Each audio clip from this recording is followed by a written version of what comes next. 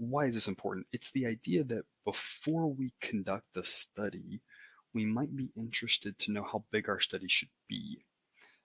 We don't want to have too many subjects in our study because that comes at a cost, whether that's monetary or time or inconvenience, whatever it be. Having too many subjects, whether that's people or things, is not ideal. We don't want to have too many, but we don't want to have too few either, because too few, we're likely to get those inconclusive results we kind of talked about when we were assessing claims, right? The smaller the sample size, the wider the confidence interval is going to be, and it's going to be more likely that we just say, oh, we can't really conclude anything, which isn't good either.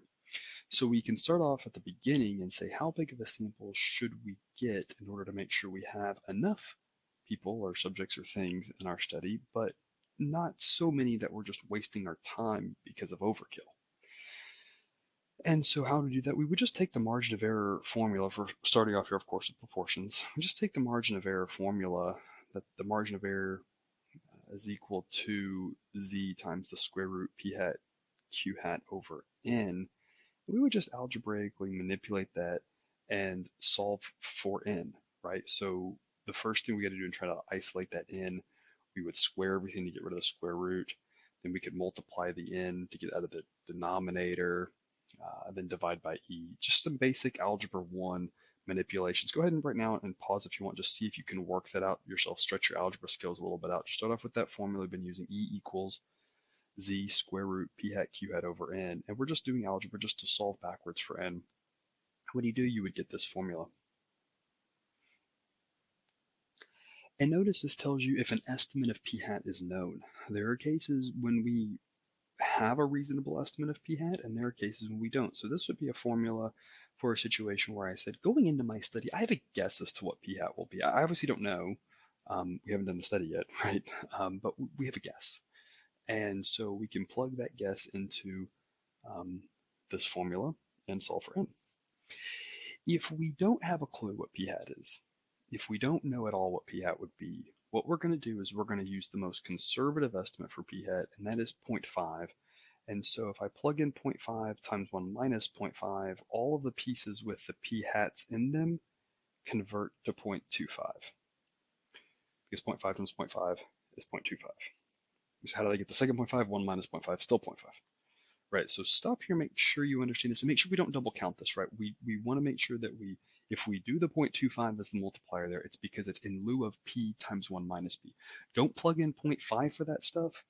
Don't plug in 0.25 for p hat and multiply it by 1 minus 0.25, right? So we're just going to make sure we're keeping that straight, that we're plugging in 0.5 here and here, and then 0.5 times 0.5, that gets replaced with 0.25, and then everything else stays the same. Okay, so just make sure you keep that straight. And this is a case where we say, I don't really know what p hat will be. I don't want to bias my estimates. I just want to do the most conservative thing possible. How is this the most conservative thing possible? It's because of the fact that if I choose any other value for p hat, this number will be small. If it is, if I just don't know, I want to make sure I capture enough.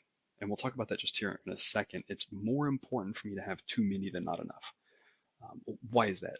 I'd rather have two too many people, three too many people, four too many people in my study and waste a little bit extra money, but still get a result, rather than have two too few or three too few or four too few and end up getting that inconclusive result, right? It's no fun to get an inconclusive result.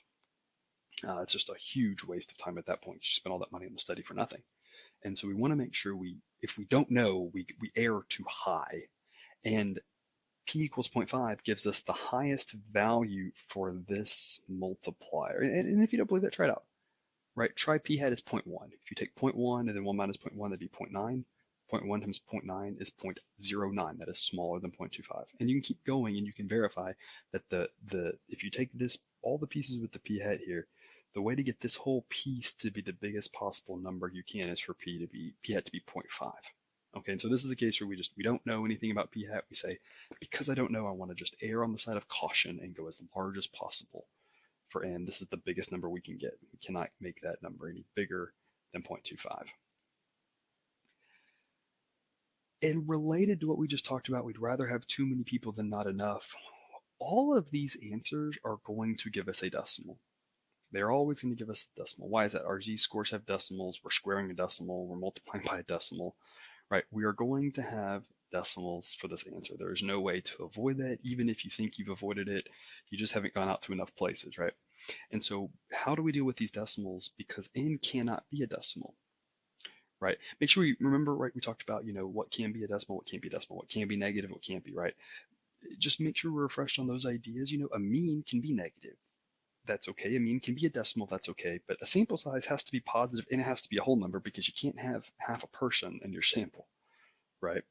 And so how do we deal with this? How we're going to round? Interestingly enough, we're not going to round like you normally do in math. This is the one area in this course where we're going to say we're going to round a little bit differently. Usually you round zero point 0.1 down and you round 0.8 up. But in this case, we are going to always round in up to the nearest whole number.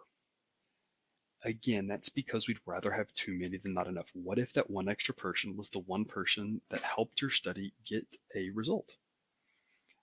So we're always going to round it in up because this falls along this idea of if we don't know, we always want to make sure we have too many people rather than not enough. So just rounding up one extra person, probably not going to be a huge budget constraint. And we've at least kind of helped ourselves avoid, hopefully, the possibility of not having enough people. And then our last bullet, just something to remember. This is a margin of error. This is a proportion problem. When we work proportion problems, even though we often talk about percentages, all of the math is always done in decimal. So make sure that this is in decimal as well, right? If it already starts in decimal, you're good to go. But if it's a percentage, right, remember we never use percentages in problems. We only work with decimals. So make sure we convert E to a decimal. And as we've talked about before, right, just make sure that when we plug in for a z-score, we plug in that critical value instead of the significance level or the confidence level. So the same kind of reminder that we had working with confidence intervals, just be careful. Don't plug in 0.95 or 0.05 or 0.025 or something like that. Don't plug that in for z, right? That's just a means to an end. We got to use that to get the critical value. You'll plug in the 1.96, the 1.645s, etc. in for that. And so an example, if we want a 95% confidence interval on a baseball player's on-base percentage with a 5% margin of error, how many at-bats in the season need to be completed? And again, this is a formula that will be given on the exam, so you don't have to worry about memorizing it. Notice we have no estimate for p-hat. Nothing in the problem tells me we think we know what players' on-base percentages usually are. We have no idea. And so because of that, we are going to plug in 0.5 for p-hat. Again, 0.5 times 0.5 gives us this 0.25. We're going to convert our 95% confidence level to the appropriate z-score. We have a 5% margin of error, and we have to remember to convert that to decimal. If this said with a margin of error of 0.05 and was already in decimal, good to go. Plug that in. As it is with percent, we've got to convert. And then we just do the math. Plug it in, and we would get 384.16, but that needs to round up to 385. Again, this is the one area in statistics where we're going to say always round up no matter what, even though in normal math we would round that down. The next example says work the same problem, but let's assume that we know that players' on-base percentages are usually around 320. So the first one would be, hey, you don't know anything about baseball.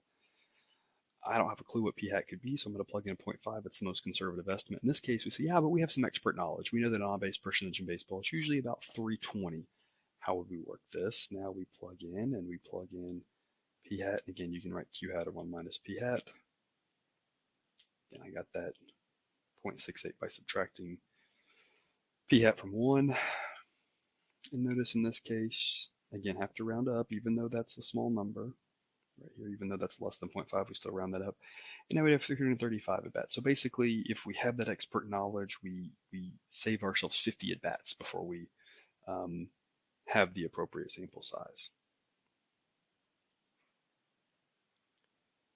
How would we do this for a mean? For a mean problem, it's going to be very similar. We're going to take the margin of error formula. Again, you can pause right here and go and try to do the algebra if you want. We're going to take that formula that we had, margin of error equals t times s over square root of n, solve for n. There's a bit of a catch here, though. In these situations, we say if we don't know sigma, which we wouldn't, then we would use S, which means we have to use T instead of Z. But notice that T, to know which T to use, I have to have degrees of freedom. And to know what the degrees of freedom are, I have to have the sample size. But the whole point of this is I don't know the sample size. So now we've trapped ourselves in an infinite loop.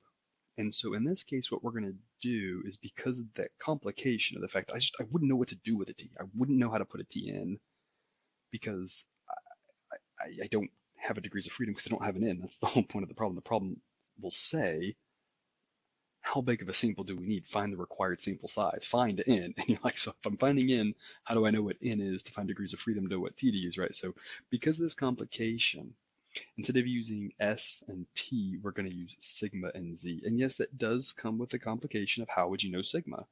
In this case, it's kind of like the problem above where we say we have to have an estimate for p hat. How would you know p hat? You haven't done the sample yet. Well, we would just have to say we have to find an expert opinion. Luckily, in that case, if we don't have an expert opinion on the p hat problem, we can plug in 0.5. In this case, there is nothing to plug in. You just have to have an expert opinion. You have to have previous data. You have to have something that you would substitute for sigma. And because of that, we're going to use a Z because, again, the T part just throws us into chaos. So instead of S and T, we're going to use Z and sigma. And the formula would be manipulated like so. And the similar reminder as last time, always rounded up to the nearest whole number. And now on the previous problem, we had to convert our margin of error to a decimal. Why is that? Because that was a proportion problem. And so we said if you're given it as decimal, great. If it's as a percentage, you have to convert. But notice in this case, in a means problem, my margin of error will not be in a percentage. It will not be a proportion. In a means problem, the margin of error will have units equal to whatever the data is. Think about it like this. If I said, let's say I'm doing apples, right? My X bar is 5 apples and my margin of error is 2. 2 what? 2 apples. Because then when I add and subtract 2, I have 5 apples, I can add 2 apples, and give me 7 apples, and I can subtract 2 apples and get me down to 3 apples. So my confidence interval would be 3 apples to 7 apples. Notice that margin of error is in the same units because I'm adding and subtracting. I can only add and subtract if I'm in the same units, right? So the units for margin of error will be in whatever units the problem are in, not percentage. So I don't have to do anything with converting a margin of error on a means problem because my margin of error will be in the next example, it'll be in miles per hour.